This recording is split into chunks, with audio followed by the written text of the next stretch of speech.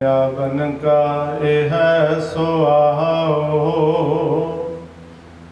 जन कै संग चित आवे नाओ। आप मुक्त मुक्त करे संसार, नानक तिस जन को सदा नमस्कार। जुगो जुग अटल चबर छत्र तख्त दे मालिक, गुरता गद्दी ते विराजमान, हाजरा हजूर जहरा जहूर, सर्व कला भरपूर, परतख ते समरथ सतगुरु, प्रगट गुरां की देह।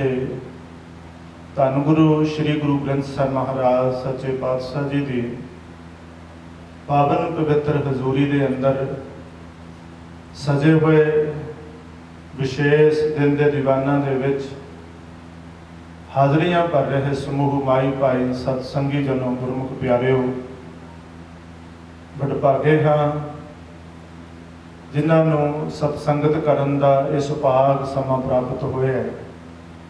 वडभागी हर संगत पावै, भागहीन भ्रम चोटां खावै।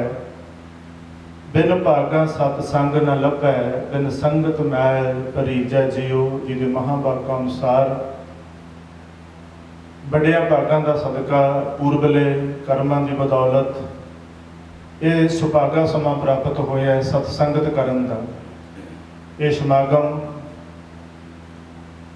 नौवें पातशाह धन श्री गुरु तेग बहादुर साहब महाराज जी के 400 साला प्रकाश उत्सव को मुख रखद्या होया श्रोमणी गुरुद्वारा प्रबंधक कमेटी वालों ये महान उपराले किए गए ने कि गुरु साहिबाना का जो उपदेश, जो उन्होंने सिखियावां घर घर दे विच पहुँचाइया जान। एक लहर शुरू की गई है घर घर अंदर धर्मसाल दे सरलेख हेठा।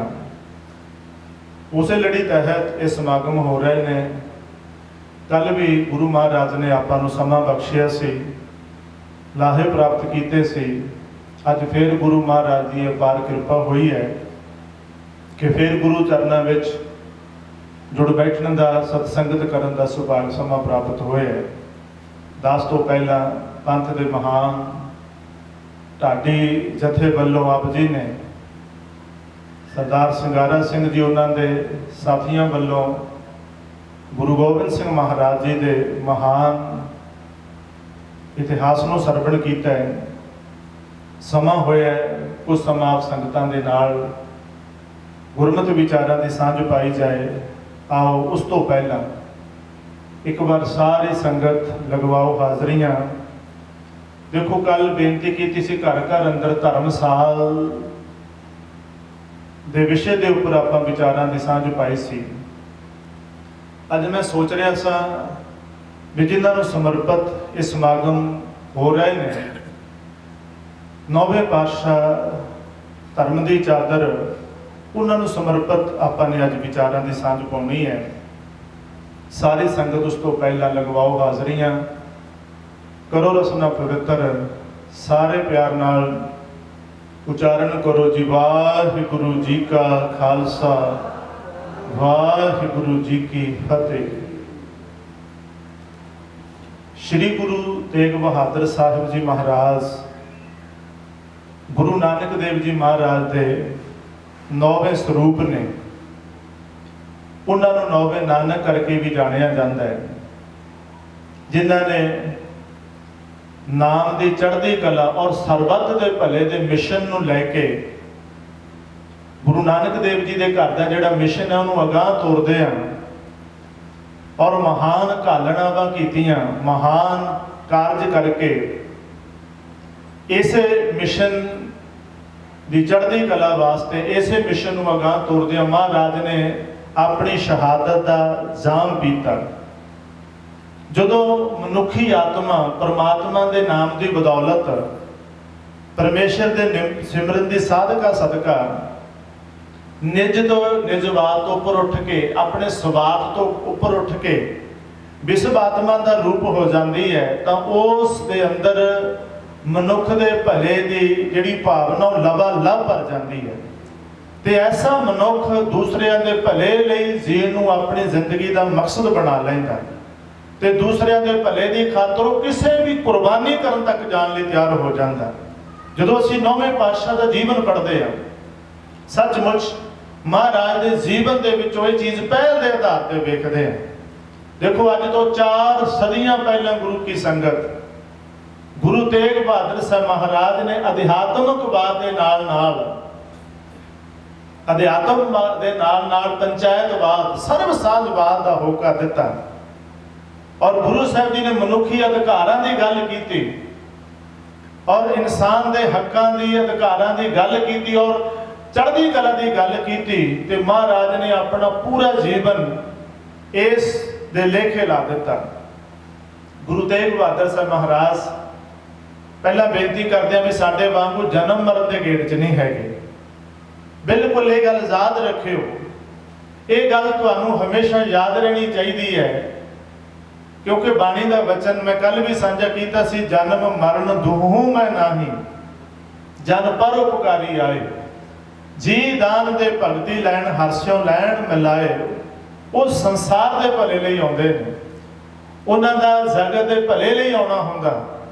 ਔਰ ਉਹ 6ਵੇਂ ਪਾਤਸ਼ਾਹ ਉਹਨਾਂ ਦੇ ਗ੍ਰਹਿ ਵਿਖੇ ਸਤਿਕਾਰਯੋਗ ਧੰਨ ਧੰਨ ਮਾਤਾ ਨਾਨਕੀ ਜੀ ਦੀ ਮੁਬਾਰਕ ਕੁੱਖੋਂ ਮਹਾਰਾਜ ਦਾ ਗੁਰੂ ਕੇ ਮਹਿਲ ਅੰਮ੍ਰਿਤਸਰ ਸਾਹਿਬ ਦੀ ਧਰਤੀ ਤੇ ਮਹਾਰਾਜ ਦਾ ਆਗਮਨ ਹੋਇਆ। ਸਤਿਗੁਰੂ ਪਾਤਸ਼ਾਹ ਜੀ ਨੇ ਪ੍ਰਕਾਸ਼ ਧਾਰਿਆ। ਇਤਿਹਾਸ ਦੇ ਵਿੱਚ ਇਸ ਤਰ੍ਹਾਂ ਦਾ ਜ਼ਿਕਰ ਆਉਂਦਾ ਵੀ ਜਦੋਂ ਗੁਰੂ ਤੇਗ ਬਹਾਦਰ ਸਾਹਿਬ ਮਹਾਰਾਜ ਜੀ, ਇਹਨਾਂ ਦਾ ਪ੍ਰਕਾਸ਼ ਹੁੰਦਾ ਹੈ, ਹਾਲਾਂਕਿ ਇਹਨਾਂ ਤੋਂ ਵੱਡੇ 4 ਭਰਾ ਨੇ, ਇੱਕ ਇਹਨਾਂ ਤੋਂ ਵੱਡੀ ਭੈਣ ਹੈ ਭੈਣ ਹੈ ਇਹਨਾਂ ਦੀ ਬੀਬੀ ਬੀਰੋ। ਸੋ ਬਾਬਾ ਗੁਰਦਿੱਤਾ ਜੀ, ਬਾਬਾ ਸੂਰਜਮਲ, ਬਾਬਾ ਅਟਲ ਰਾਏ, ਬਾਬਾ ਅਣੀ ਰਾਏ, ਬੀਬੀ ਬੀਰੋ। ਤੇ ਇਹ ਗੁਰੂ ਤੇਗ ਬਹਾਦਰ ਸਾਹਿਬ ਮਹਾਰਾਜ ਦਾ ਜਿਹੜਾ ਜਨਮ 1621 ਦੇ ਵਿੱਚ ਹੁੰਦਾ ਹੈ।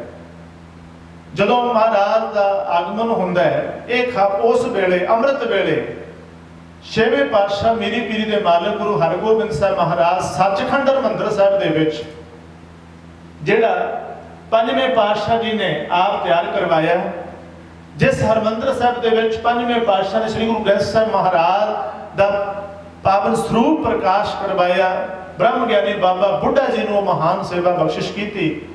ਉਹ ਸੱਚਖੰਡ ਹਰਿਮੰਦਰ ਸਾਹਿਬ ਜੀ ਦੇ ਬਾਰੇ ਮਹਾਰਾਜ ਦੇ ਆਪਣੇ ਬਚਨ ਨੇ, ਡਿਠੇ ਸਭੇ ਥਾਵ ਨਹੀਂ ਤੁਧ ਜਿਹਿਆ, ਬਦ ਹੋ ਪੁਰਖ ਵਿਧਾਤੇ ਤਾਤੂ ਸੋਹਿਆ।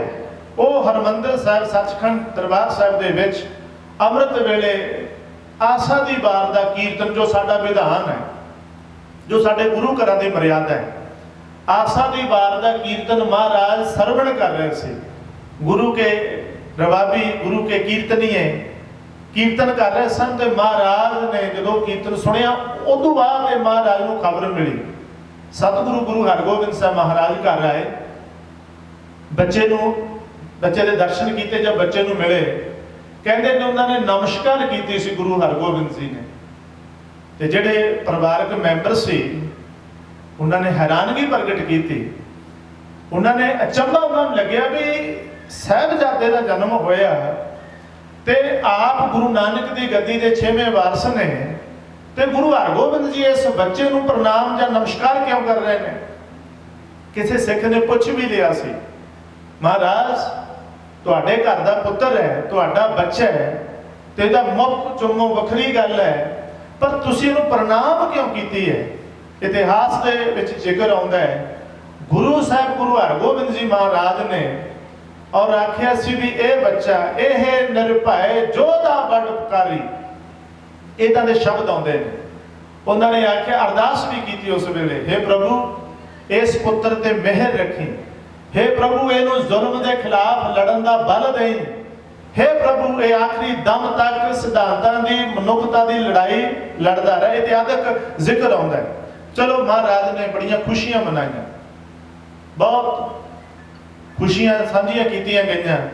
ਫਿਰ ਮਹਾਰਾਜ गुरु तेग बहादुर साहब महाराज, जिन्हां दा बचपन का नाम त्यागमल है और बड़ा प्यार करते हैं, बड़ा सत्कार देते हैं। वैसे भावें इस तो पहला बच्चे ने, पर मापियां लिए सारे ही बच्चे बराबर होंगे ने। छोटा बच्चा कुछ खास प्यारा होंगे।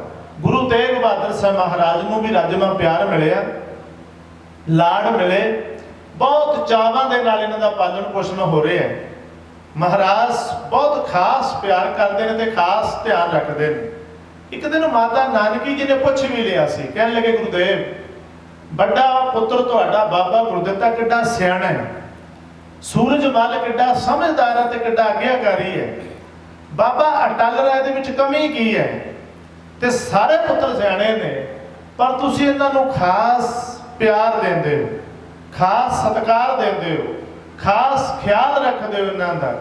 उदणे गुरु तेग बहादुर साहब महाराज ने कुछ इशारे कीते सी, कहने लगे सी ये बालक दूसरे बालकों के नालों बिल्कुल अलहदा होवेगा, इहदा जीवन सारे संसार लई होवेगा, इहों कह लो। गुरु महाराज ने इशारा किया सी, ये बहुत महान कार्य करनगे।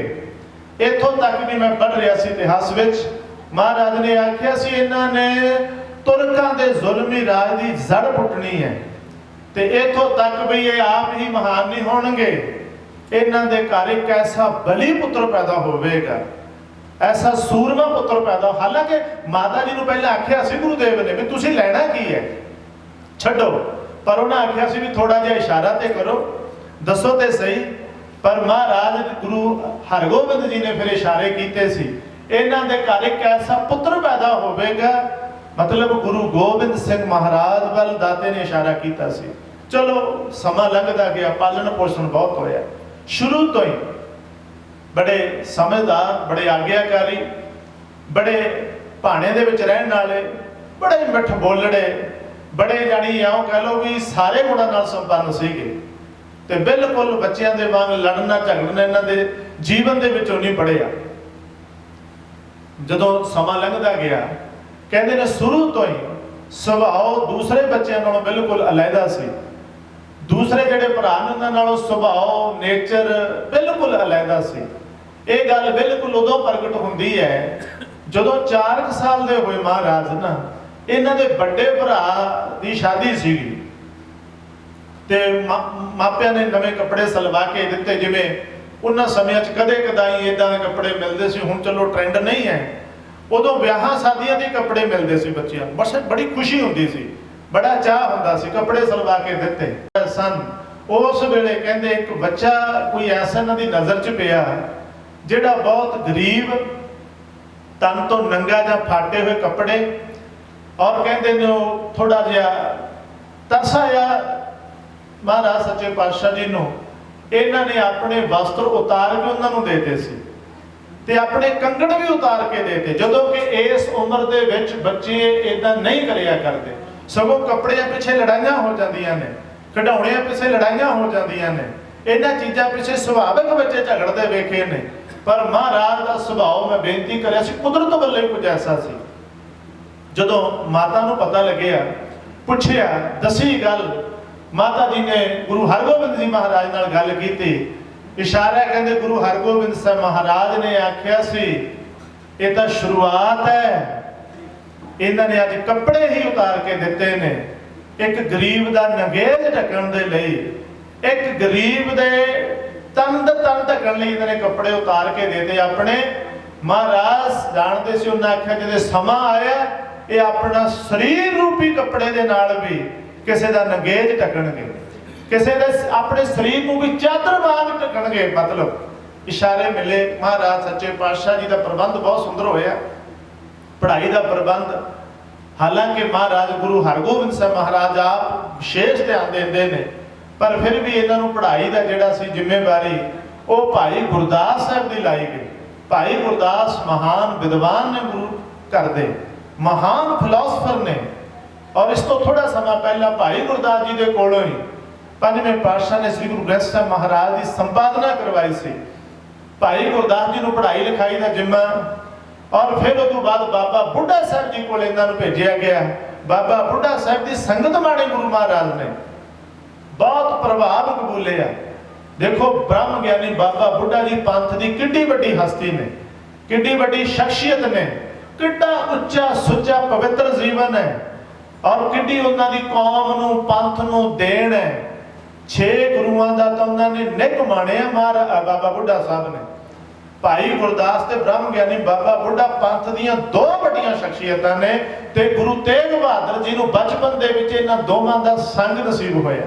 वैसे तो पिता अपने आप दे विच गुरु ने, पर इहो जे जीवन वाले सिख, उच्चे सुच्चे किरदार दे सिख, विद्वान सिख ब्रह्म ज्ञानी बाबा बुढ़ा कोई आम थोड़ा सी, जिन्हां नूं श्री गुरु ग्रंथ साहिब महाराज दा पहला प्रकाश ते वो भी गुरु अर्जन देव जी ने उन्हां दे मुबारक हथों करवाया और उन्होंने हुक्मनामा लिया। गुरु ग्रंथ साहिब महाराज की सेवा संभाल का जिम्मा 5वें पातशाह ने ब्रह्म ज्ञानी बाबा बुढ़ा जी ने दिता।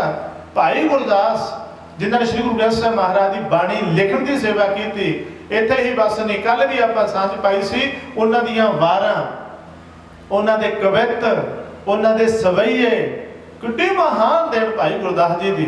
बड़े प्रचारक ने, वो इलाकियां च विचरे ने, सो उन्हां दी संगत इन्हां नूं नसीब होई और महाराज जी ने इन्हां अपने साहिबजादे गुरु तेग बहादुर साहब महाराज उन्हां दी जिहड़ी शस्त्र विद्या का प्रबंध किया, वो भाई जेठा जी की ड्यूटी लाई, क्योंकि उस वेले लड़ाइयां भी होणियां ने। गुरु हरगोबिंद साहब महाराज ने अकाल तख्त साहब की सज्जणा की है 1609 दे विच। 1621 दे विच गुरु तेग बहादुर साहब महाराज जी का आगमन है ते थोड़े जे समय बाद इन्हां नूं उदां दी सिखलाई दी गई। बहुत कमाल की शस्त्र विद्या के माहिर सी गुरु तेग बहादुर जी, बहुत कमाल की घोड़सवारी करते सी, महाराज घोड़े के सवार होकर जाते सी। ये गल तो अगे जाके बिल्कुल क्लीयर हो जाती है जदों लड़ाई होगी करतारपुर साहब की। उस लड़ाई के विच गुरु तेग बहादुर साहब महाराज तलवार के जहर दिखाते हैं, तलवार वाहुंदे ने। महाराज सच्चे पातशाह ने एडे कमाल की तलवार वाही सी ते जिहदे तो खुश होके मीरी पीरी दे मालक धन गुरु हरगोबिंद साहब महाराज ने कहते ने, इतिहासकारां दा ऐसा मनना है भी इन्हां दा नाम त्याग मल तो तेग बहादुर रख दिता सी, बई ये तेग दे भी धनी ने। और बहुत कमाल की लड़ाई लड़ी सी। गुरु साहब घोड़े दे बहुत चंगे सवार सन। वो वखरी गल है बई महाराज दीयां तस्वीरां घोड़े ते बहुत घट, तलवार वाली फोटो तो महाराज जी किसी फोटोग्राफर ने या किसी तस्वीर बनाने वाले बनाई नहीं है।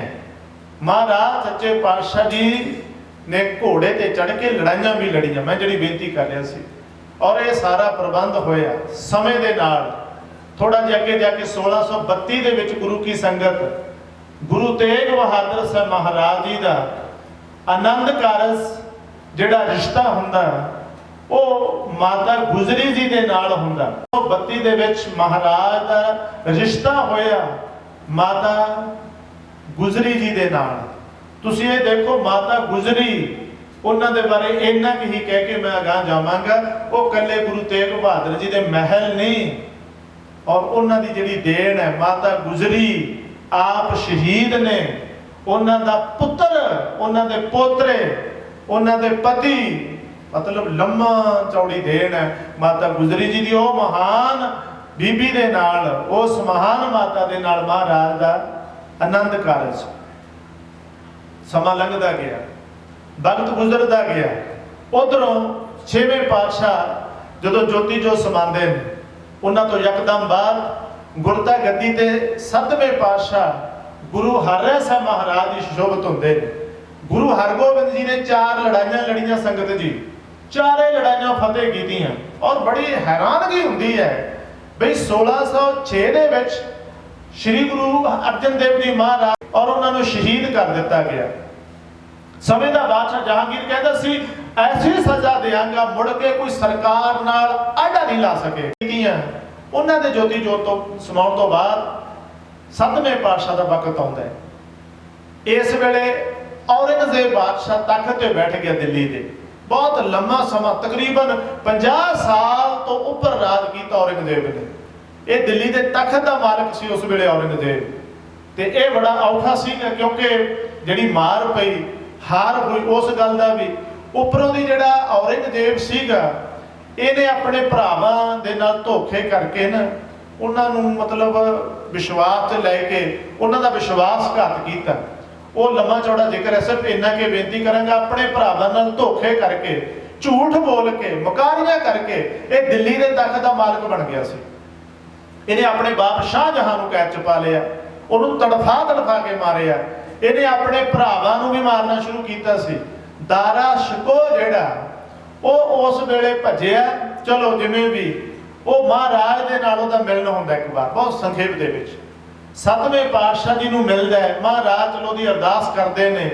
ਉਹ ਸਾਰਾ ਲੰਮਾ ਚੌੜਾ, ਪਰ ਜਦੋਂ ਔਰੰਗਜ਼ੇਬ ਨੂੰ ਇਸ ਗੱਲ ਦਾ ਪਤਾ ਲੱਗਦਾ, ਸੰਖੇਪ ਦੇ ਵਿੱਚ ਜਾ ਕੇ ਮੈਂ ਗੁਰੂ ਤੇਗ ਬਹਾਦਰ ਜੀ ਦਾ ਇਤਿਹਾਸ ਹੀ ਤੁਹਾਡੇ ਨਾਲ ਸਾਂਝਾ ਕਰਨਾ ਹੈ। 6ਵੇਂ ਪਾਤਸ਼ਾਹ ਜੀ ਨੂੰ ਔਰੰਗਜ਼ੇਬ ਨੇ ਦਿੱਲੀ ਤਲਬ ਕੀਤਾ, 7ਵੇਂ ਪਾਤਸ਼ਾਹ ਜੀ ਨੂੰ, ਗੁਰੂ ਹਰਿਰਾਏ ਸਾਹਿਬ ਜੀ ਨੂੰ ਤਲਬ ਕੀਤਾ। ਮਹਾਰਾਜ ਆਪ ਨਾ ਗਏ ਦਿੱਲੀ, 7ਵੇਂ ਪਾਤਸ਼ਾਹ ਦਿੱਲੀ ਨਾ ਗਏ, ਸਗੋਂ ਉਹਨਾਂ ਨੇ ਆਪਣੇ ਪੁੱਤਰ ਬਾਬਾ ਰਾਮ ਰਾਏ ਜੀ ਨੂੰ ਸ਼ਕਤੀਆਂ ਦੇ ਕੇ ਭੇਜਤਾ। ਰਾਮ ਰਾਏ ਦੇ ਨਾਲ 5 ਸਿੰਘ ਭੇਜੇ, ਚਲੋ ਦਿੱਲੀ ਗਏ। ਭੇਜਿਆ ਤੇ ਇਸ ਕਰਕੇ ਸੀ, ਪੁੱਤਰ ਜੀ ਔਰੰਗਜ਼ੇਬ ਦੀ ਤਸੱਲੀ ਕਰਵਾਉਣੀ ਹੈ। ਔਰੰਗਜ਼ੇਬ ਨੇ ਜਿਹੜਾ ਤਲਬ ਕੀਤਾ ਉਹਦੇ ਹਰ ਸਵਾਲ ਦਾ ਜਵਾਬ ਦੇਣਾ, ਸਪਸ਼ਟੀਕਰਨ ਦੇਣਾ। ਪਰ ਇੱਕ 2-3 ਚੀਜ਼ਾਂ ਦਾ ਖਿਆਲ ਰੱਖਿਓ। ਇੱਕ ਤਾਂ ਗੁਰੂ ਨਾਨਕ ਦੇ ਘਰ ਵੱਲੋਂ ਜਾ ਰਹੇ ਹੋ, ਗੁਰੂ ਨਾਨਕ ਦੇ ਘਰ ਨੂੰ ਨੀਵਾਂ ਨਹੀਂ ਦਿਖਾਉਣਾ। ਦੂਜੀ ਗੱਲ, ਬਾਦਸ਼ਾਹ ਦੀ ਝੇਪ ਨਹੀਂ ਮੰਨਣੀ, ਔਰ ਉਹ ਬਾਦਸ਼ਾਹ ਦੀ ਪਰਵਾਹ ਨਹੀਂ ਕਰਨੀ। ਬਾਣੀ ਦਾ ਸਤਿਕਾਰ ਕਾਇਮ ਰੱਖਣਾ। ਇਤਿਆਦਿਕ ਕੁਝ ਇਸ਼ਾਰੇ ਕਰਕੇ ਮਹਾਰਾਜ ਨੇ ਭੇਜਤਾ। ਚਲੋ ਔਰੰਗਜ਼ੇਬ ਨੂੰ ਮਿਲੇ, ਗੱਲਬਾਤ ਹੋਈ। ਉਹ ਬਹੁਤ ਲੰਮਾ ਚੌੜਾ ਹੈ, ਪਰ ਇੱਥੇ ਇੱਕ ਬੇਨਤੀ ਜ਼ਰੂਰ ਕਰਾਂਗਾ।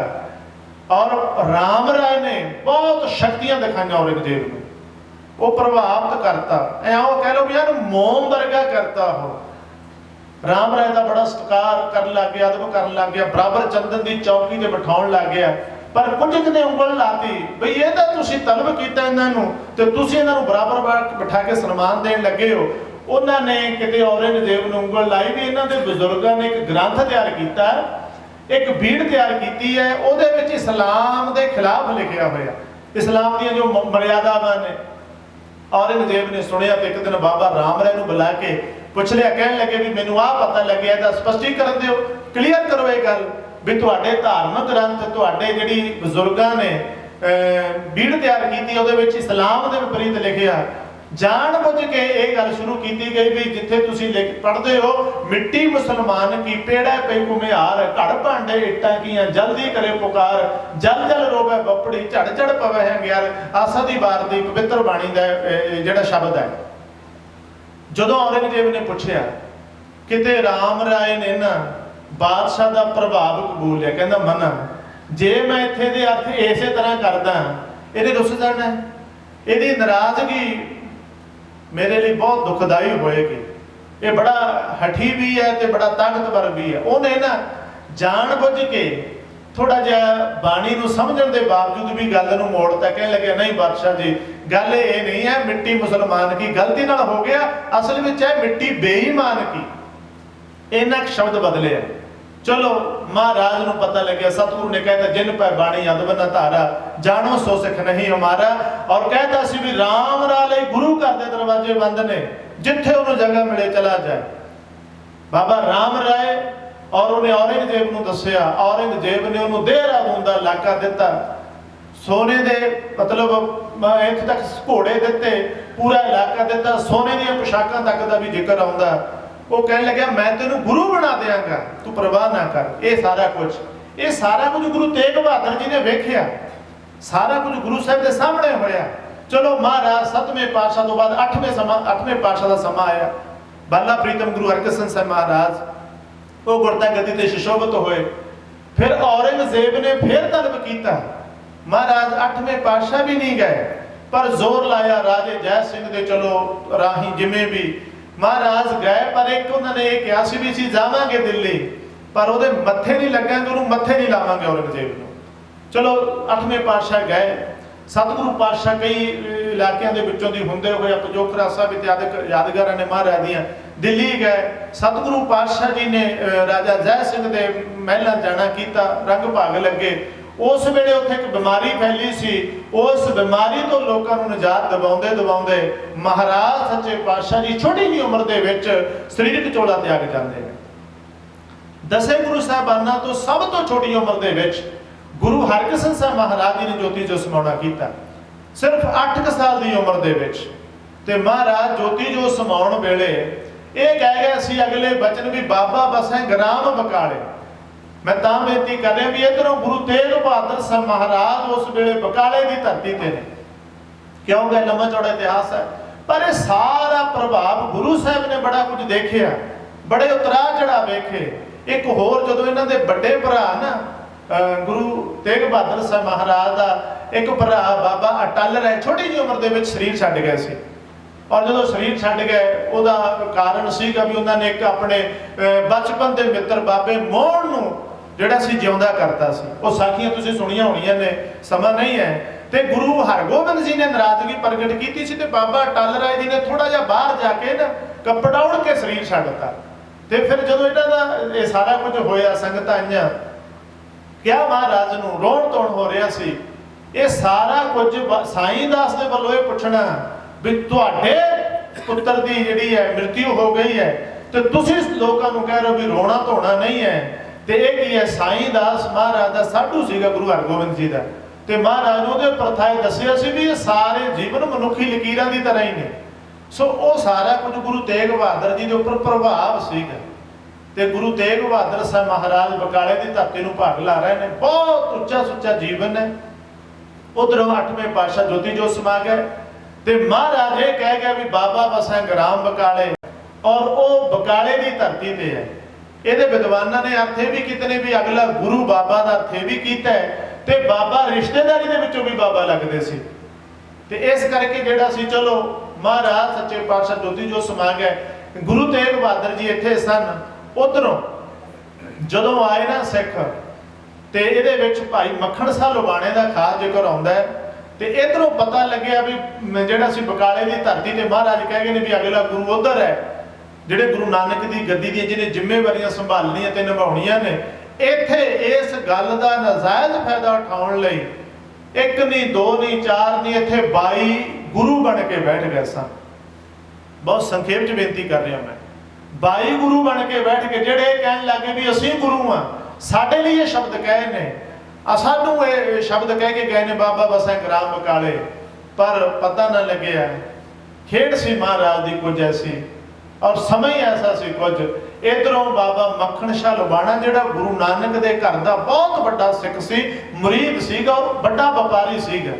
ਉਹਦਾ ਜਿਹੜਾ ਸੀਗਾ ਸਮੁੰਦਰੀ ਜਹਾਜ਼ ਸੀਗਾ ਉਹਨਾਂ ਵੇਲਿਆਂ ਦੇ ਵਿੱਚ, ਲੂਣ ਦਾ ਬੜਾ ਵੱਡਾ ਵਪਾਰੀ ਸੀ। ਉਹ ਕਿਤੇ ਗਿਆ ਤੇ ਕਿਤੇ ਉਹਦਾ ਜਿਹੜਾ ਸੀ ਬਰੇਤੀ ਦੇ ਵਿੱਚ ਜਿਹੜਾ ਜਹਾਜ਼ ਦਾ ਫਸ ਜਾਣਾ।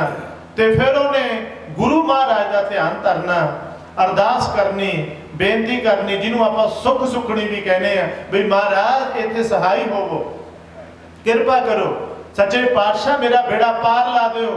ਤੇ ਮੈਂ ਇੰਨੀਆਂ ਮੋਹਰਾਂ, ਉਹਨੇ ਕੁਝ ਮੋਹਰਾਂ ਸੁੱਖ ਲਈਆਂ ਵੀ ਮੈਂ ਇੰਨੀਆਂ ਮੋਹਰਾਂ ਗੁਰੂ ਨਾਨਕ ਦੇਵ ਜੀ ਮਹਾਰਾਜ ਦੀ ਗੱਦੀ ਦੇ ਜਿਹੜੇ ਵੀ ਵਾਰ ਸੁਣਗੇ ਜਾਂ ਉਸ ਘਰ ਦੇ ਵਿੱਚ ਚੜਾਵਾਂਗਾ। ਚਲੋ ਬਿਰਥੀ ਕਦੇ ਨਾ ਹੋਵੇ ਜਨ ਕੀ ਅਰਦਾਸ, ਬੇੜਾ ਪਾਰ ਲਾਤਾ ਸਮਰੱਥ ਗੁਰੂ ਨੇ, ਵੱਡੇ ਗੁਰੂ ਨੇ ਦਾ ਬੇੜਾ ਪਾਰ ਲਾਤਾ। ਇੱਛਾ ਪੂਰਕ ਸਰਬ ਸੁਖ ਦਾਤਾ ਹਰ, ਜਾ ਕੇ ਵਸ ਹੈ ਕਾਮ ਤੇ ਨਾ। ਜਦੋਂ ਉਸ ਗੁਰੂ ਦਾ ਧਿਆਨ ਧਰਿਆ ਤੇ ਬੇੜਾ ਪਾਰ ਹੋ ਗਿਆ। ਉਦੋਂ ਬਾਅਦ ਫਿਰ ਮੱਖਣ ਸ਼ਾਹ ਲੁਬਾਣਾ ਆਪਣੇ ਪੁੱਤਰਾਂ ਦੇ ਨਾਲ, ਆਪਣੀ ਪਤਨੀ ਦੇ ਨਾਲ, ਪਰਿਵਾਰ ਤੇ ਆਪਣੇ ਆਦਮੀਆਂ ਦੇ ਨਾਲ, ਔਰ ਉਹ ਇੱਧਰ ਭੇਟਾ ਦੇਣ ਆਇਆ ਸੀ। ਉਹਨੂੰ ਪਤਾ ਲੱਗਿਆ ਵੀ 8ਵੇਂ ਪਾਤਸ਼ਾਹ ਜੋਤੀ ਜੋਤ ਸਮਾ ਗਏ। ਇਸ਼ਾਰਾ ਕਰ ਗਏ ਨੇ ਬਾਬਾ ਬਸੈ ਗ੍ਰਾਮ ਬਕਾਲੇ ਦਾ। ਉਹ ਬਕਾਲੇ ਆਇਆ ਤੇ ਉਹਨੂੰ ਪਤਾ ਲੱਗਿਆ ਵੀ ਇੱਥੇ ਤਾਂ 22 ਗੁਰੂ ਬਣੇ ਬੈਠੇ ਨੇ, ਔਰ ਉਹਨਾਂ ਨੇ ਆਪਣੇ ਏਜੰਟ ਛੱਡੇ ਹੋਏ ਸੀ, ਆਪਣੇ ਆਦਮੀ ਛੱਡੇ ਹੋਏ ਨੇ ਵੀ ਜਿਹੜਾ ਵੀ ਕੋਈ ਏਦਾਂ ਆਵੇ ਉਹਨੂੰ ਮੇਰੇ ਕੋਲੇ ਲੈ ਕੇ ਆਉਣਾ। ਉਹਨਾਂ ਨੂੰ ਕੁਝ ਵਿੱਚੋਂ ਪਰਸੈਂਟੇਜ ਦਿੱਤੀ ਜਾਂਦੀ ਸੀ, ਕੁਝ ਹਿੱਸਾ ਦਿੱਤਾ ਜਾਂਦਾ ਸੀ। ਤੇ ਜਦੋਂ ਏਦਾਂ ਮੱਖਣ ਸ਼ਾਹ ਲੁਬਾਣਾ ਆਇਆ, ਉਹਨੂੰ ਕੋਈ ਆਖੇ ਵੀ ਉਹ ਗੁਰੂ ਨੇ, ਕੋਈ ਆਖੇ ਉਹ ਗੁਰੂ ਨੇ। ਤੇ ਉਹਨੇ ਕੀ ਕੀਤਾ? ਉਹ ਬੜਾ ਚੱਕਰਾਂ 'ਚ ਪੈ ਗਿਆ। ਮਨ 'ਚ ਸੋਚਦਾ ਵੀ ਇਹ ਕੀ ਹੈ, 22 ਗੁਰੂ ਕਿੱਦਾਂ? ਉਹ ਆਪੂ ਬਣੇ ਗੁਰੂਆਂ ਨੇ ਆਪਣੇ ਅੱਡੇ ਲਾਏ, 22 ਗੁਰੂ ਬਣ ਬੈਠੇ। ਤੇ ਬਾਬਾ ਮੱਖਣ ਸ਼ਾਹ ਲੁਬਾਣੇ ਨੇ ਅਰਦਾਸ ਕੀਤੀ, ਮੇਰੇ ਮਾਲਕ, ਹੇ ਗੁਰੂ ਨਾਨਕ ਦੇਵ ਜੀ ਮਹਾਰਾਜ, ਕਦੇ ਅਰਦਾਸ ਕੀਤੀ ਸੀ ਮੇਰਾ ਬੇੜਾ ਪਾਰ ਲਾ ਦਿਓ। ਮੈਂ ਇਹ ਅਰਦਾਸ ਕੀਤੀ ਸੀ ਵੀ ਆਹ ਸੁੱਖ ਪੂਰੀ ਕਰਾਂਗਾ ਜਾਂ ਆਹ ਚੜਾਵਾ ਚੜਾਵਾਂਗਾ। ਮਹਾਰਾਜ ਤੁਸੀਂ ਉਹਦੇ ਬੇੜਾ ਪਾਰ ਲਾ ਦਿੱਤਾ, ਪਰ ਇੱਥੇ ਦੁਬਿਧਾ ਦੇ ਵਿੱਚ ਖੜਾ ਕਰਤਾ। ਹੁਣ ਮੈਂ ਕਿੱਧਰ ਜਾਵਾਂ? ਮਤਲਬ ਕਿਹਨੂੰ ਪੂਰਾ ਮੰਨਾਂ? ਸਾਰੇ ਪੂਰੇ ਖਵਾਉਂਦੇ ਨੇ, ਸਾਰੇ ਹੀ ਆਪਣੇ ਆਪ ਨੂੰ ਗੁਰੂ ਅਖਵਾ ਰਹੇ ਨੇ, ਉਹਨਾਂ ਦੇ ਏਜੰਟ ਖਿੱਚ ਕੇ ਲੈ ਕੇ ਜਾ ਰਹੇ ਨੇ। ਐਸੀ ਮਹਾਰਾਜ ਨੇ ਮੱਤ ਦਿੱਤੀ, ਇਹੋ ਜਿਹੀ ਮਹਾਰਾਜ ਨੇ ਕਿਰਪਾ ਕੀਤੀ। ਉਹਨੇ ਆਖਿਆ ਵੀ ਮੈਂ ਦੋ ਮੋਹਰਾਂ ਸਾਰਿਆਂ ਨੂੰ ਰੱਖ ਕੇ ਮੱਥਾ ਟੇਕ ਦੇਣਾ। ਨਾਲੇ ਅਰਦਾਸ ਕਰਤੀ, ਕਹਿੰਦਾ ਜੇ ਤੂੰ ਸਮਰੱਥ ਹੈ ਨਾ, हे ਮੇਰੇ ਗੁਰੂ ਨਾਨਕ ਦੇਵ ਜੀ ਮਹਾਰਾਜ, ਸਹਾਈ ਹੋਣਾ ਕਿਰਪਾ ਕਰਨੀ, ਤੇ ਤੁਸੀਂ ਆਪ ਮੇਰੀ ਬਾਹ ਫੜ ਕੇ ਮੈਨੂੰ ਯਾਦ ਕਰਾ ਦੇਣਾ। ਕੀ ਕਰੇ ਉਹ? ਔਰ ਉਹਨੇ ਦੋ ਮੋਹਰਾਂ ਰੱਖ ਕੇ ਕਹਿੰਦੇ ਨੇ ਮੱਥਾ ਟੇਕਣਾ ਸ਼ੁਰੂ ਕੀਤਾ। ਜਿਹਦੇ ਸਨਮੁਖ ਗਿਆ, ਦੋ ਮੋਹਰਾਂ ਰੱਖੀਆਂ ਤੇ ਮੱਥਾ ਟੇਕਿਆ। ਅਗਲੇ ਨੇ ਚੁੱਕ ਕੇ ਬੋਝੇ ਚ ਪਾਈਆਂ ਤੇ ਆਸ਼ੀਰਵਾਦ ਦਿੱਤਾ, ਚਲੋ ਜੀ ਅੱਗੇ। ਦੂਜੇ ਤੀਜੇ ਚੌਥੇ ਹੈਰਾਨ ਹੋ ਗਏ, ਕਿਸੇ ਨੇ ਬਾਹ ਨਹੀਂ ਫੜੀ, ਕਿਸੇ ਨੇ ਯਾਦ ਨਹੀਂ ਕਰਵਾਇਆ, ਕਿਸੇ ਨੇ ਦੱਸਿਆ ਤੱਕ ਨਹੀਂ, ਕਿਸੇ ਨੇ ਚੇਤਾ ਨਹੀਂ ਕਰਵਾਇਆ। ਕਿਉਂਕਿ ਕੋਈ ਪੂਰਾ ਹੋਵੇ ਤੇ ਦੱਸੇ, ਕੋਈ ਅੰਤਰਜਾਮੀ ਹੋਵੇ ਤੇ ਯਾਦ ਕਰਵਾਏ, ਕੋਈ ਗੁਰੂ ਨਾਨਕ ਦੀ ਗੱਦੀ ਦਾ ਵਾਰਸ ਹੋਵੇ ਤੇ ਚੇਤਾ ਕਰਵਾਏ। ਹੋਰ ਨਾਰਾਜ਼ ਹੋ ਗਿਆ, ਕਹਿਣ ਲੱਗਿਆ ਇਹ ਕੀ ਗੱਲ, ਕੋਈ ਵੀ ਨਹੀਂ ਪੂਰੇ। ਫਿਰ ਇਹਦਾ ਮਤਲਬ 8ਵੇਂ ਪਾਤਸ਼ਾਹ ਜਿਹੜੇ ਬਚਨ ਕਰ ਗਏ ਨੇ, ਉਹਦਾ ਕੀ ਅਰਥ ਰਹਿ ਗਿਆ? ਕਹਿੰਦੇ ਥੋੜਾ ਜਿਹਾ ਨਿਰਾਸ਼ ਵੀ ਸੀ, ਪਰੇਸ਼ਾਨ ਵੀ ਸੀ, ਦੁਬਿਧਾ ਦੇ ਵਿੱਚ ਵੀ ਸੀ। ਫਿਰ ਅਰਦਾਸ ਨਿਕਲੀ, ਐਸੀ ਗੁਰੂ ਕੀ ਕਲਾ ਵਾਪਰੀ। ਜਦੋਂ ਤੁਰਨ ਲੱਗੇ, ਇਹਨੇ ਪੁੱਛਿਆ ਕੋਈ ਹੋਰ ਵੀ ਹੈ? ਕਹਿੰਦੇ ਨੇ ਛੋਟੇ ਛੋਟੇ ਬਾਲਕਾਂ ਦੇ ਕੋਲੋਂ ਪਤਾ ਲੱਗਿਆ ਵੀ ਇੱਕ ਭੋਰੇ 'ਚ ਬੈਠਾ ਤੇਗਾ ਨਾਮ ਦਾ ਗੁਰੂ ਤੇਗ ਬਹਾਦਰ ਸਾਹਿਬ ਮਹਾਰਾਜ ਦਾ ਇਸ਼ਾਰਾ। ਫਿਰ ਉਧਰ ਨੂੰ ਤੁਰਿਆ, ਕਹਿੰਦਾ ਸ਼ਾਇਦ ਗੁਰੂ ਨਾਨਕ ਨੇ ਹੁਣੇ ਹੀ ਕਿਰਪਾ ਕਰਨੀ ਹੋਵੇ। ਉਧਰ ਨੂੰ ਗਿਆ। ਬਹੁਤ ਸੰਖੇਪ 'ਚ ਮੈਂ ਬੇਨਤੀ ਕਰ ਰਿਹਾ, ਜਾ ਕੇ ਮਹਾਰਾਜ ਦੇ ਦਰਸ਼ਨ ਕੀਤੇ। ਜਿਵੇਂ ਭੱਟ ਸਾਹਿਬ ਕਹਿੰਦੇ ਨੇ ਨਾ ਬਈ ਦਰਸ਼ਨ ਪਰਸੇ ਗੁਰੂ ਕੈ, ਜਨਮ ਮਰਨ ਦੁੱਖ ਜਾਏ, ਖੇਡ ਵਾਪਰਦੀ ਹੈ। ਜਿਵੇਂ ਅਸੀਂ ਬਾਣੀ ਚੋਂ ਪੜ੍ਹਦੇ ਹਾਂ, ਤਨ ਮਨ ਹੋਏ ਨਿਹਾਲ, ਜਾਂ ਗੁਰ ਦੇਖਾ ਸਾਹਮਣੇ, ਤਨ ਮਨ ਨਿਹਾਲ ਹੋ ਜਾ, ਅੰਦਰ ਨੂੰ ਸਕੂਨ ਮਿਲਦਾ, ਠੰਡ ਮਿਲਦੀ ਹੈ ਜਦੋਂ ਪੂਰੇ ਗੁਰੂ ਦੇ ਸਮਰੱਥ ਗੁਰੂ ਦੇ ਦਰਸ਼ਨ ਹੁੰਦੇ ਨੇ। ਇਹਨੂੰ ਲੱਗਿਆ, ਕਹਿੰਦਾ ਹਾਂ ਹੁਣ ਗੁਰੂ ਨਾਨਕ ਨੇ ਸੁਣੀ ਹੈ। ਪਰ ਫਿਰ ਵੀ ਕਹਿੰਦਾ ਜਿੰਨਾ ਚਿਰ ਬੋਲ ਕੇ ਨਹੀਂ ਕਹਿੰਦੇ, ਜਿੰਨਾ ਚਿਰ ਬਾਹ ਫੜ ਕੇ ਨਹੀਂ ਕਹਿੰਦੇ, ਕਿਵੇਂ ਮੰਨਾਂ? ਸਕੂਨ ਜ਼ਰੂਰ ਮਿਲਿਆ। ਇਤਿਹਾਸ ਵਿੱਚ ਜ਼ਿਕਰ ਆਉਂਦਾ, ਕਹਿੰਦੇ ਗਿਆ ਇਹਨੇ ਉਸੇ ਤਰ੍ਹਾਂ ਮੋਹਰਾਂ ਰੱਖੀਆਂ। ਗੁਰੂ ਤੇਗ ਬਹਾਦਰ ਸਾਹਿਬ ਮਹਾਰਾਜ ਜੀ ਨੇ ਕਹਿੰਦੇ ਨੇ ਕਲਾ ਵਰਤਾਈ, ਅਕਾਲ ਪੁਰਖ ਦੀ ਕਲਾ ਵਾਪਰੀ ਕਹਿ ਲਓ, ਉਹਦੀ ਅਰਦਾਸ ਪ੍ਰਵਾਨ ਚੜੀ ਕਹਿ ਲਓ। ਮਹਾਰਾਜ ਨੇ ਬਾਹ ਫੜ ਕੇ ਆਖਿਆ ਮੱਖਣ ਸ਼ਾਹ ਲੁਬਾਣੇ ਨੂੰ, ਭਲਿਆ ਅਰਦਾਸ ਕਿੰਨੇ ਦੀ ਸੁਖੀ ਸੀ, ਜਾਂ ਬੇਨਤੀ ਕਿੰਨੀ ਕੀਤੀ ਸੀ। ਮਹਾਰਾਜ ਸੱਚੇ ਪਾਤਸ਼ਾਹ ਨੇ ਜਦੋਂ ਇੰਨੇ ਕੁ ਬਚਨ ਕਹੇ, ਇੱਕ ਬੇਨਤੀ ਹੋਰ, ਇੱਥੇ ਨਾ ਸੋਚੋ ਗੁਰੂ ਨਾਨਕ ਜਾਂ ਗੁਰੂ ਤੇਗ ਬਹਾਦਰ ਜੀ ਦੀ ਗੱਦੀ ਦੇ ਜਿਹੜੇ ਵਾਰਸ ਨੇ, ਜਿਨ੍ਹਾਂ ਨੂੰ ਆਪਾਂ ਯਾਦ ਕਰ ਰਹੇ ਹਾਂ, ਜਿਨ੍ਹਾਂ ਨੂੰ ਸਮਰਪਿਤ ਆਪਾਂ ਬੈਠੇ ਆ, ਵੀ ਸ਼ਾਇਦ ਮੋਹਰਾਂ ਕਰਕੇ ਬਾਹ ਫੜੀ। ਮੋਹਰਾਂ ਦਾ ਕੋਈ ਮਤਲਬ ਨਹੀਂ। ਇਸ ਘਰ ਦੇ ਵਿੱਚ ਤਾਂ ਗੁਰੂ ਮਹਾਰਾਜ ਬਾਣੀ 'ਚ ਬਾਰ-ਬਾਰ ਕਹਿੰਦੇ ਨੇ, ਕਾਚਾ ਧਨ ਸੰਚਹਿ ਮੂਰਖ ਕਾ ਬਾਰ।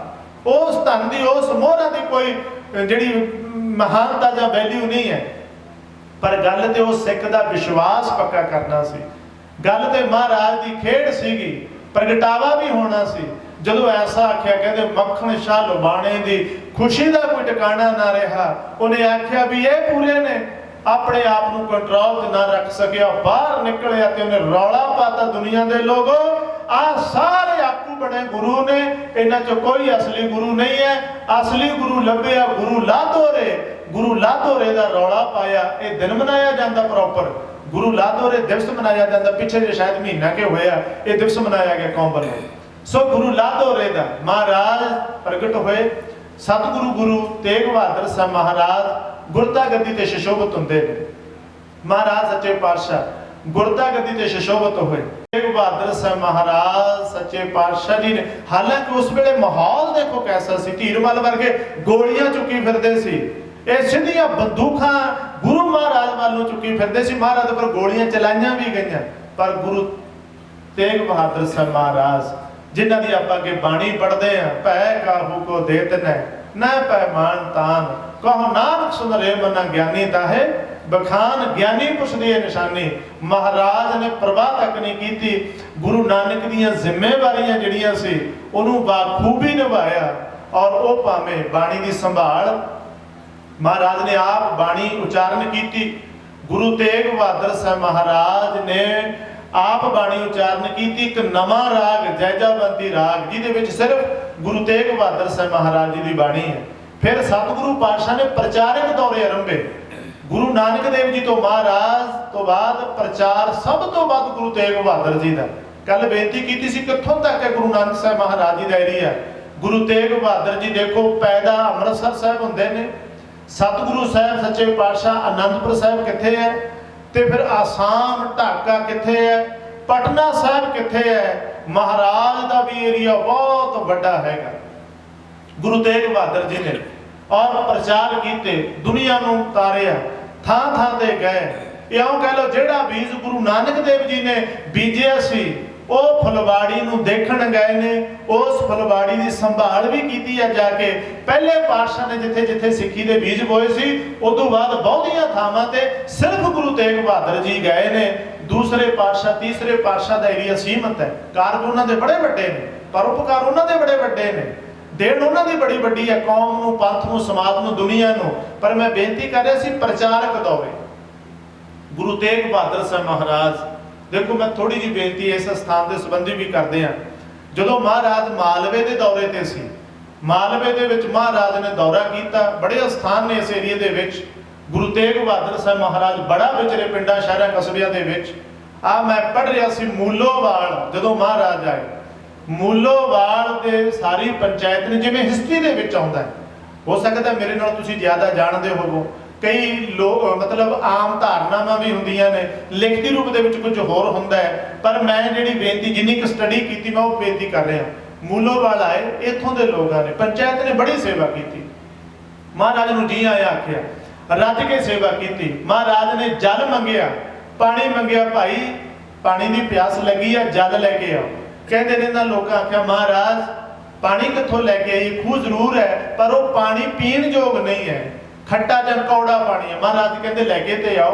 जो लैके आए कहते महाराज ने छकिया और आख्या, कहते तो पानी बड़ा पवित्र है, तो बड़ा मिठा पानी है, पीण योग है। महाराज ने रंग पग लाए। जो महाराज इत्थे आए आ पिंड दे विच, आपां सेखे पिंड की धरती ते बैठे हैं, गुरु तेग बहादुर साहब महाराज का पवित्र स्थान है, उन्हां दे मुबारक चरण पए ने इत्थे। इस धरती का जर्रा जर्रा गुरु तेग बहादुर साहब महाराज सच्चे पातशाह जी की कृपा के नाल नवाजिया गया है। जिथे जाए वहे मेरा सतगुरु, सो थान सुहावा राम राजे, गुर सिखी सो थन भाले, अला धूर मुख लावा, गुर सिखा की घाल थाए पई, जिन हर नाम ते आवा, जिन नानक सतगुर पूजिए, तिन हर पूज करावा। गुरबाणी दे विच इत्थों तक मान बख्शिया है। महाराज जदों इस पिंड दे विच आए, तुसीं भागां रहे हो, महाराज दीआं खुशियां लै रहे हो, पर उस वेले इतिहास कुछ ऐसा कहता है भी इत्थों का जिहड़ा चौधरी सीगा मलूका, 23 पिंडां दा मैं सरदार पढ़ रहा सी। मैं सवेरे तख्त साहिब ते भी ये कुदरती गल चली सीगी बई डल्ला ते 22 पिंडां दा सरदार सीगा, पर ये तां 23 पिंडां दा मैं पहली बारी पढ़िया सी। और ये बड़ा वड्डा जानी 23 पिंडां दा जिक्र आउंदा है। ते ये किसे बैरागी साधु दा चेला सीगा। तो जो महाराज इत्थे आए कहते उन्होंने दे नाल संगत सी, कुछ प्रसादा पानी लंगर पानी का प्रबंध उन्होंने आप किया, पर इस चौधरी ने महाराज की सेवा ना की, उदा महाराज की सेवा दे विच हाजिर ना होया। मैं तो इत्थों तक पढ़ रहा सी, कहते ने जिथे महाराज बैठे ना सेवा दे विच तां की हाजिर होना सी, सगों खंगूरे मार मार के लंघे, मतलब खंगूरे मार मार के लंघे। तो महाराज ने आख्या, कहते भाई हंकार किसी भी चीज़ का माड़ा हैगा, किसी भी चीज़ का हंकार बंदे नूं लै डुबदा। नाले आपां बाणी च तां किन्नी बार पढ़दे हां, सुखी बसै मस्कीनियां आप निवार तले, बड़े बड़े हंकारियां नानक गर्भ गले। महाराज इत्थों तक कहते धन भूमिका जो करे गुमान, सो मूर्ख अंधा अज्ञान। इत्थों तक भी महाराज धन का की पता है, भूमि का की है, कोई गरंटी है?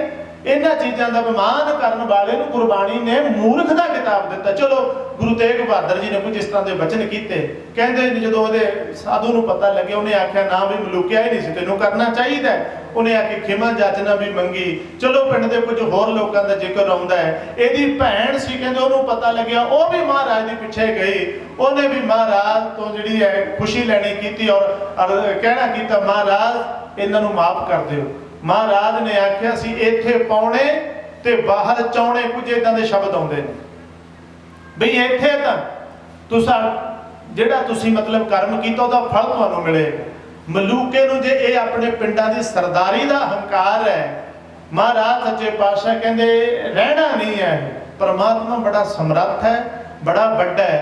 ਔਰ ਕਹਿੰਦੇ ਨੇ ਉੱਡੜੂਗਾ ਜ਼ਰੂਰ, ਪਰ ਤੁਹਾਡੀ ਬਾਅਦ ਦੇ ਵਿੱਚ ਪਛਤਾਵਾ ਕੀਤਾ ਤੇ ਤੁਸੀਂ ਸੇਵਾ 'ਚ ਹਾਜ਼ਰ ਵੀ ਹੋ ਗਏ ਹੋ। ਗੁਰੂ ਤੁਹਾਡੀਆਂ ਸਰਦਾਰੀਆਂ ਬਰਕਰਾਰ ਵੀ ਰੱਖੇਗਾ। ਸਮਾਂ ਆਇਆ, ਮਹਾਰਾਜ ਦੇ ਬੋਲ ਸੱਚ ਹੋਏ, ਕਿਉਂਕਿ ਸਾਧ ਬਚਨ ਅਟਲਾਦਾ।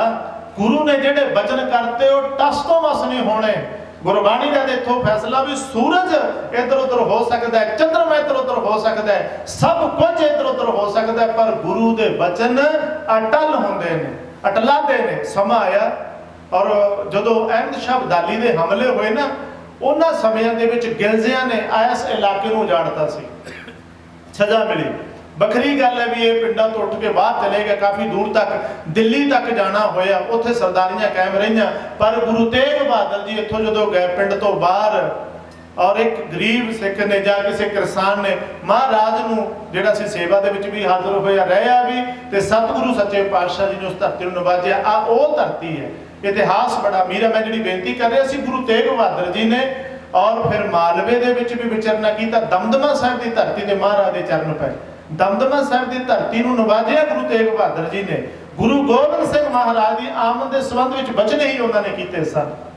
ਸੋ ਗੁਰਤਾ ਗੱਦੀ ਦੀਆਂ ਜ਼ਿੰਮੇਵਾਰੀਆਂ ਨਿਭਾਈਆਂ, ਔਰ ਐਸੀਆਂ ਜ਼ਿੰਮੇਵਾਰੀਆਂ ਨਿਭਾਈਆਂ, ਮੈਂ ਸੰਖੇਪ ਦੇ ਵਿੱਚ ਬਿਲਕੁਲ ਜਾਵਾਂ। ਫਿਰ ਮਹਾਰਾਜ ਨੇ ਚਲੋ ਕਈ ਨਗਰ ਵਸਾਏ। ਆਨੰਦਪੁਰ ਸਾਹਿਬ ਜਦੋਂ ਵਸਾਇਆ, ਮਹਾਰਾਜ ਨੇ ਉਹ ਜ਼ਮੀਨ ਮੁੱਲ ਖਰੀਦੀ, ਆਨੰਦਪੁਰ ਸਾਹਿਬ ਵਸਾਇਆ। ਆਨੰਦਪੁਰ ਵਸਾਇਆ ਜਦੋਂ ਗੁਰੂ ਤੇਗ ਬਹਾਦਰ ਸਾਹਿਬ ਮਹਾਰਾਜ ਜੀ ਨੇ, ਫਿਰ ਉੱਥੇ ਜਿਹੜਾ ਸੀ ਵੱਖਰੇ ਵੱਖਰੇ ਵਪਾਰੀਆਂ ਨੂੰ, ਕਾਮਿਆਂ ਨੂੰ ਬੁਲਾਇਆ ਗਿਆ, ਬੜਾ ਰੌਣਕਾਂ ਲੱਗੀਆਂ। ਆਨੰਦਪੁਰ ਸਾਹਿਬ ਦੀ ਧਰਤੀ ਤੇ ਆਨੰਦ ਵਰਤਣ ਲੱਗਿਆ। ਉਧਰੋਂ ਗੁਰੂ ਸਾਹਿਬ ਦਾ ਪਰਿਵਾਰ ਪਟਨਾ ਸਾਹਿਬ ਤੋਂ ਆਨੰਦਪੁਰ ਆ ਗਿਆ। ਗੋਬਿੰਦ ਰਾਏ ਜੀ ਦੀ ਉਮਰ ਛੋਟੀ ਸੀ। ਔਰੰਗਜ਼ੇਬ ਨੇ ਜ਼ੁਲਮ ਦੀ ਅੱਤ ਚੁੱਕੀ ਹੋਈ ਹੈ। ਉਹ ਜਿਹੜਾ ਸੀ ਮਤਲਬ ਕਹਿੰਦਾ ਸੀ ਇਸਲਾਮ ਦਾ ਬੋਲਬਾਲਾ ਹੋਏਗਾ ਤੇ ਮੈਂ ਗੈਰ ਇਸਲਾਮਕ ਲੋਕਾਂ ਨੂੰ, ਗੈਰ ਮੁਸਲਮਾਨਾਂ ਦਾ ਨਾਮੋ ਨਿਸ਼ਾਨ ਮਿਟਾ ਦਿਆਂਗਾ। ਉਹਨੇ ਜਿਹੜਾ ਸੀ ਜੰਜੂ ਲਾ ਰਿਹਾ ਸੀ, ਬੋਧੀਆਂ ਵਾਲਿਆਂ ਨੂੰ ਮਾਰ ਰਿਹਾ ਸੀ, ਮੰਦਰ ਤਹਿਸ ਨਹਿਸ ਕਰ ਰਿਹਾ ਸੀ, ਸਾਰਾ ਕੁਝ ਉਹਦੀ ਨੀਤੀ ਸੀਗੀ। ਬਹੁਤ ਸੰਖੇਪ ਦੇ ਵਿੱਚ ਜਦੋਂ ਉਹ ਸਭਾ ਮਨ ਦੇ ਜੰਜੂ ਲਾਉਂਦਾ, ਜ਼ੁਲਮ ਕਰਦਾ, ਫਿਰ ਇਹ ਜਿਹੜੇ ਹਿੰਦੂ ਲੋਕ ਸੀਗੇ, ਇਹਨਾਂ ਨੇ ਆਪਣੇ ਧਰਮ ਦੀ ਬਚਾਅ ਦੀ ਖਾਤਰ, ਆਪਣੇ ਸੰਸਕ੍ਰਿਤੀ ਦੀ ਖਾਤਰ, ਔਰ ਇਹਨਾਂ ਨੇ ਫਿਰ ਭੱਜ ਨੱਠ ਕੀਤੀ, ਬੜਾ ਯਤਨ ਕੀਤਾ, ਮੀਟਿੰਗਾਂ ਕੀਤੀਆਂ, ਕਈ ਕੁਝ ਕੀਤਾ, ਦੇਵੀ ਦੇਵਤਿਆਂ ਨੂੰ ਆਰਾਧਿਆ, ਥਾਂ ਥਾਂ ਤੇ ਗਿਆ, ਪਰ ਕਿਸੇ ਨੇ ਬਾਹ ਨਾ ਫੜੀ। ਔਰੰਗਜ਼ੇਬ ਦੇ ਸਾਹਮਣੇ ਕੌਣ ਖੜੇ? ਔਰ ਗੁਰੂ ਤੇਗ ਬਹਾਦਰ ਜੀ ਦੇ ਕੋਲ ਆਏ, ਆਨੰਦਪੁਰ ਸਾਹਿਬ ਦੀ ਧਰਤੀ ਤੇ ਗੁਰੂ ਕੀ ਸੰਗਤ, ਮਹਾਰਾਜ ਦੇ ਚਰਨਾਂ 'ਚ ਆ ਕੇ ਰੋਣਾ ਰੋਇਆ। ਸਤਿਗੁਰੂ ਪਾਤਸ਼ਾਹ ਨੇ ਐਸੀ ਬਾਹ ਫੜੀ, ਔਰ ਉਹਨਾਂ ਦੀ ਇਹੋ ਜਿਹੀ ਬਾਹ ਫੜੀ, ਔਰ ਗਰੰਟੀ ਲੈ ਲਈ ਵੀ ਜਾ ਕੇ ਔਰੰਗਜ਼ੇਬ ਨੂੰ ਕਹਿ ਦਿਓ ਵੀ ਜੇ ਗੁਰੂ ਤੇਗ ਬਹਾਦਰ ਸਾਹਿਬ ਮਹਾਰਾਜ ਇਸਲਾਮ ਕਬੂਲ ਕਰਦੇ ਨੇ ਤੇ ਹਿੰਦੁਸਤਾਨ ਦੇ ਸਮੁੱਚੇ ਹਿੰਦੂ ਇਸਲਾਮ ਕਬੂਲ ਕਰਨਗੇ। ਚਲੋ ਇਹ ਖਬਰਾਂ ਪਹੁੰਚਾ ਦਿੱਤੀਆਂ ਗਈਆਂ ਬਹੁਤ ਸੰਖੇਪ ਦੇ ਵਿੱਚ। ਭੱਟ ਚਾਂਦ ਜੀ ਦਾ ਇੱਕ ਸ਼ਬਦ ਹੈ, ਗੁਰਬਾਣੀ ਤੇ ਨਹੀਂ ਹੈ, ਪਰ ਉਹ ਗੁਰਬਾਣੀ ਵਾਂਗ ਹੀ ਪ੍ਰਚਲਿਤ ਹੋਇਆ। ਭੱਟ ਚਾਂਦ ਜੀ ਕਹਿੰਦੇ ਨੇ, ਚਿਤ ਚਰਨ ਕਮਲ ਕਾ ਆਸਰਾ, ਚਿਤ ਚਰਨ ਕਮਲ ਸੰਗ ਜੋੜੀ ਹੈ। ਬਾਹਾਂ ਜਿਨ੍ਹਾਂ ਦੀ ਪਕੜੀ ਹੈ, ਸਿਰ ਦੀਜਾ ਬਾਹਾਂ ਨਾ ਛੋੜੀ ਹੈ। ਉਹਨਾਂ ਦੀਆਂ ਪੰਕਤੀਆਂ ਬਹੁਤ ਪ੍ਰਚਲਿਤ ਹੋਈਆਂ ਨੇ। ਮਨ ਲੋਚੈ ਬੁਰਾਈਆਂ ਗੁਰ ਸ਼ਬਦੀ ਇਹ ਮਨ ਹੋੜੀ ਹੈ। ਔਰ ਉੱਥੇ ਜਿਹੜਾ ਇੱਕ ਮੇਨ ਸ਼ਬਦ ਹੈ ਵੀ ਬਾਹਾਂ ਜਿਨ੍ਹਾਂ ਦੀ ਪਕੜੀ ਹੈ, ਸਿਰ ਦੀਜਾ ਬਾਹ ਨਾ ਛੋੜੀ ਹੈ। ਮਹਾਰਾਜ ਨੇ ਐਸੀ ਬਾਹ ਫੜੀ ਤੇ ਸਤਿਗੁਰੂ ਪਾਤਸ਼ਾਹ ਸੱਚੇ ਪਾਤਸ਼ਾਹ ਨੇ ਆਖਿਆ, ਤੇ ਔਰੰਗਜ਼ੇਬ ਨੂੰ ਪਤਾ ਲੱਗਿਆ। ਮਹਾਰਾਜ ਸੱਚੇ ਪਾਤਸ਼ਾਹ ਨੇ ਚਲੋ ਆਪ ਗ੍ਰਿਫਤਾਰੀ ਦਿੱਤੀ। ਫਿਰ ਦਿੱਲੀ ਦੇ ਚਾਂਦਨੀ ਚੌਕ ਦੇ ਵਿੱਚ ਮਹਾਰਾਜ ਸੱਚੇ ਪਾਤਸ਼ਾਹ ਨੂੰ ਇਸਲਾਮ ਦੇ ਵਿੱਚ ਲਿਆਉਣ ਲਈ ਔਰੰਗਜ਼ੇਬ ਨੇ ਜ਼ੋਰ ਲਾਇਆ, ਲਾਲਚ ਵੀ ਦਿੱਤੇ, ਤਾਂ ਸਾਰਾ ਕੁਝ ਹੋਇਆ। ਪਰ ਗੁਰੂ ਤੇਗ ਬਹਾਦਰ ਸਾਹਿਬ ਮਹਾਰਾਜ ਸੱਚੇ ਪਾਤਸ਼ਾਹ ਜੀ ਨੇ ਮਜ਼ਲੂਮਾਂ ਦੀ ਖਾਤਰ, ਧਰਮ ਦੀ ਖਾਤਰ ਔਰ ਆਜ਼ਾਦੀ ਦੀ ਖਾਤਰ ਤੇ ਜਿਹੜਾ ਸੀ ਦਿੱਲੀ ਦੇ ਚਾਂਦਨੀ ਚੌਕ ਦੇ ਵਿੱਚ 54 ਸਾਲ ਦੀ ਉਮਰ ਦੇ ਵਿੱਚ 1675 ਨਵੰਬਰ ਦੇ ਵਿੱਚ ਮਹਾਰਾਜ ਨੇ ਸ਼ਹਾਦਤ ਦਾ ਜਾਮ ਪੀਤਾ। ਔਰ ਐਡਾ ਵੱਡਾ ਸਾਕਾ ਹੋਇਆ ਜਿਹਨੂੰ ਗੁਰੂ ਗੋਬਿੰਦ ਸਿੰਘ ਮਹਾਰਾਜ ਜੀ ਨੇ ਆਪ ਆਪਣੀ ਕਲਮ ਨਾਲ ਲਿਖਿਆ।